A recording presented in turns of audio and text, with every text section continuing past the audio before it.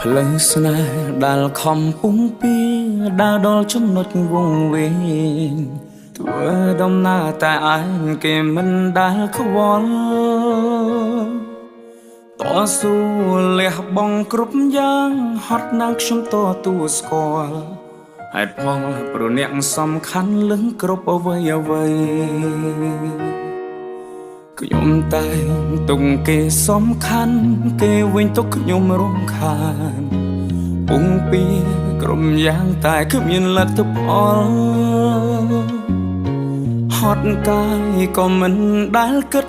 ហត់ចិត្តខ្ញុំមិនដែលខ្វល់ព្រមចង់ឲ្យដាល់ដល់ចំណុចត្រូវការហើយត្រូវឈឺដល់ណារស់ក្នុងសម្ពាធឯកាបើស្នេហានេះលះបង់តែមកកា